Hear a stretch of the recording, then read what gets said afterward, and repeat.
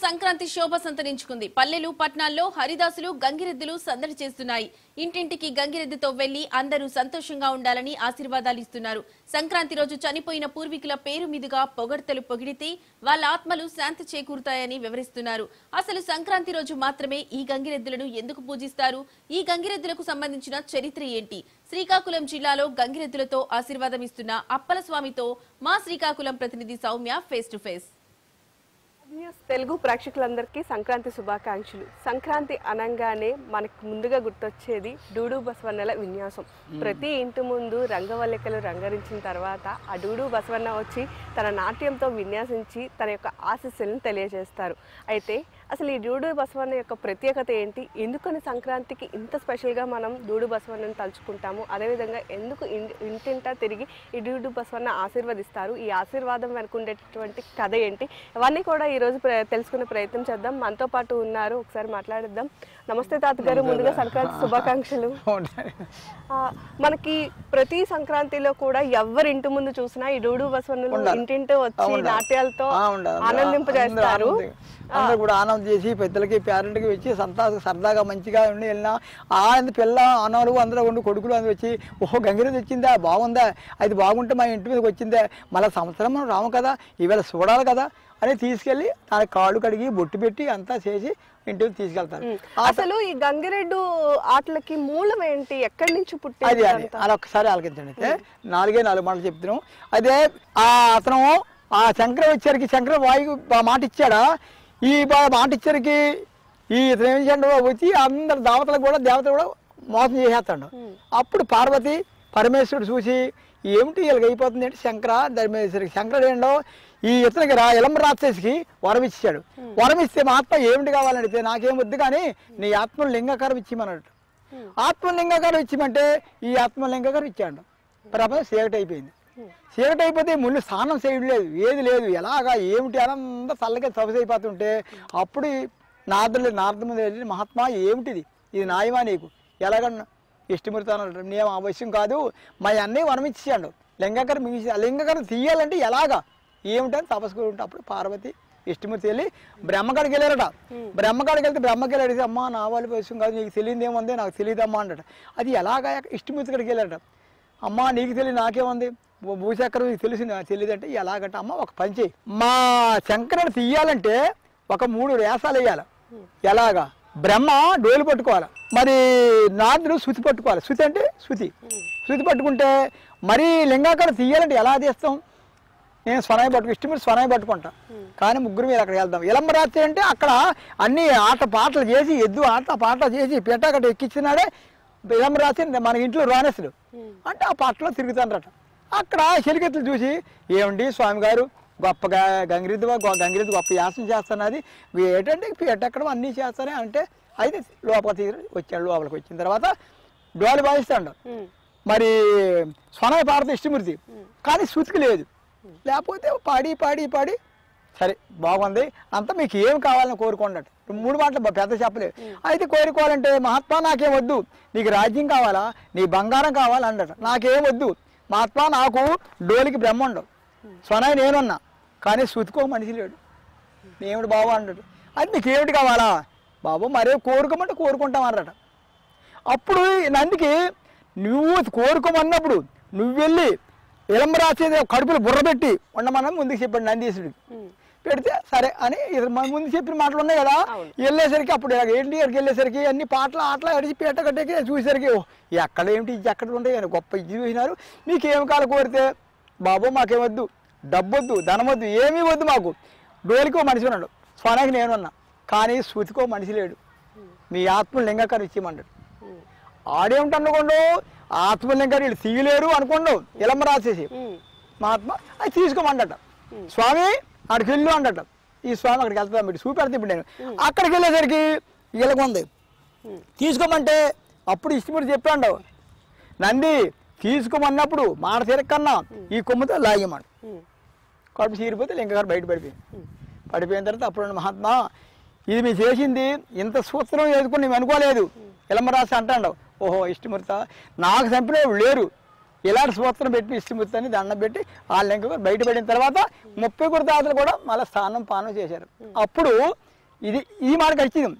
ఈ ఏసుము ఈ బంగారం ఇవన్నీ పట్టుకొని మర్రి చెట్టు కింద కూకుంటారట విష్ణు బ్రహ్మ త్రిమూర్తులు. అది ఏసు ఎవరికిద్దాము, ఈ ఏసు ఎవడు పాటిస్తారు అంటే అప్పుడేమో మాకు దరిద్రం, మా ముసలుడు దారి అంటే వెళ్ళిపోతాడు. ఎవడో ముసలుడు రమ్మారట. ఏం బాబు ఈ సామాను చేయగలవా అన్న. బాబు నాకు తెలియదండి.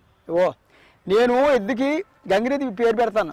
గంగిరెద్ది పేరు పెట్టిన తర్వాత ఎక్కల పేర్లకి రూపాయి తీసుకో, పుట్టాక 10 రూపాయలు తీసుకో. మీ గంగిరెద్దిని ఇంటి మనకి వెళ్ళినప్పుడు ఈ పండగలోన కాళ్ళు కడగడం పాపాడుతురు, కాళ్ళు కడిగి బొట్టు పెట్టి అన్ని చేసి ఆ కుటుంబ సభ్యులు కూడా సంతోషంగా దీవించిన తర్వాత నీ కలిగింది కలుగు పట్టుకొని వెళ్ళిపోయి నువ్వు బతుకుతావంట. ఓ బాబు అప్పుడు లేదు తల పరిస్థితి లేదు కదా. అప్పుడు నేను పట్టుకొని ఊరూరు కూడా మేము బయలుదేరిన తల్లి మేము. అది జరిగింది. ఇంత ప్రత్యేకత ఉంది గంగిరెడ్ల ఆటలో. అయితే అప్పటి తరానికి ఇదంతా తెలిసినా ఇప్పుడున్న తరాలకి ఇవన్నీ కాస్త తక్కువ తెలుస్తాయని చెప్పుకోవచ్చు. ఇప్పుడు తెలిసి చెప్పినా మా గుంట్లో పట్టించుకోరు తల్లి. మేము మా నాన్న పోయంలో నేనున్నా మా నాన్న బండ గారు ఇప్పుడు మాత్రం ఉంది. ప్రతి సమయం ఒకళ్ళ కాదు ఒకళ్ళ ఈ సీరత వగ్గీరు, ఒకళ్ళ కాదు ఒకళ్ళ బయటికి తెస్తారు. కానీ అంత మట్టుకు ఇప్పుడు అంతా వెనక్కి అంటే పండగలో వచ్చినప్పుడు గంగిరెద్ది లేనిది ఏష్టమ్మా. అది ఎప్పుడున్నా మాకు పండుగ శ్రీకాకుళం వెళ్తే మొత్తం అందరికి గొప్పగా ఊరి చూస్తారు. మనకి పండగల్లో ప్రత్యేకించి ప్రతి ఇంట కూడా చాలా చక్కగా తీసుకెళ్తారు. ఈ అలంకరణ వెనక ఉన్న అర్థం ఏంటి? ఇదేంది ఈ బట్ట వేస్తే ఇస్తుంది, ఇదేస్తే ఈశ్వరుడిది. ఈశ్వరుడి ఈ లింగంగా బ్రహ్మది. ఇవన్నీ ఎక్కల పేర్లు. అది మీకు పెళ్ళి అయినా మీ పేరెంట్ ఏమన్నా పెళ్ళి అయినా పేరెంట్ అయినా ఈ సింహాద్రపం వేస్తేనే మేము ముగిసాం. లేకపోతే సింహాద్రపం కోవిల్లో అడివారం కోనేట్లయితే ముగిసాం. ఈ మధ్య పారియకూడదన్నమాట. ఇవి మాకిచ్చింది.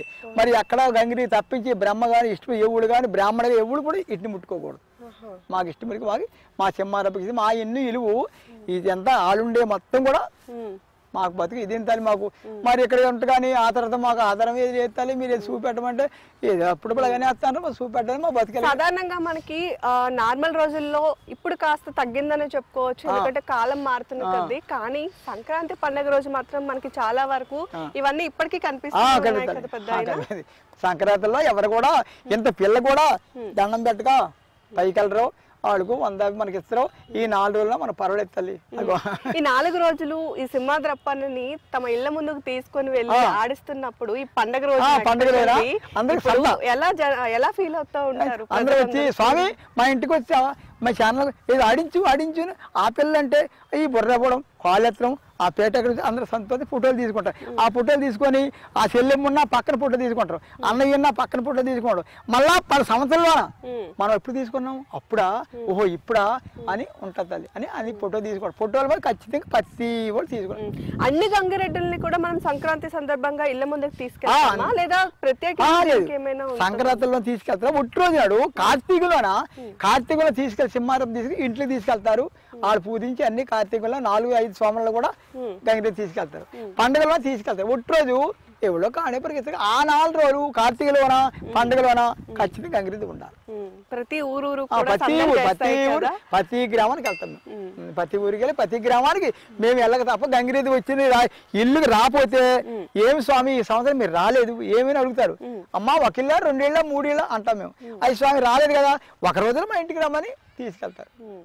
పెద్దాయన సంక్రాంతి రోజు పల్లెల్లో తిప్పుతా ఉంటాం కదా ఇంటింటికి, తిప్పేటప్పుడు ఏం చేస్తాం దీంతో? ఇంటింటి కాలు కడిగి బొట్టు పెట్టిన తర్వాత పెద్దలకు కూడా 150 ఇచ్చి స్వామి పేరు పెట్టి పూడిస్తారు. అయితే ఎవరి పేరు తాతల తండ్రుల తమ్ముల చచ్చిపోయినోడికి ఆడ పూడి సంతోషంగా పూడించిన దీవించిన తర్వాత దీన్ని తీసుకు ఇంట్లో అడుగు పెట్టిస్తారు తల్లి. ఇంట్లో అడుగు పెట్టించిన తర్వాత మళ్ళా తిరిగి వచ్చిందా స్వామి సంతోషంగా మళ్ళా సంవత్సరం నాడు మాకు బాగుందా లేదని అడిగితే సంతోషం చెప్పినారా స్వామి అంటే చెప్తారు స్వామి. ఓ సంతోష్ చెప్తారా స్వామి చెప్తారా?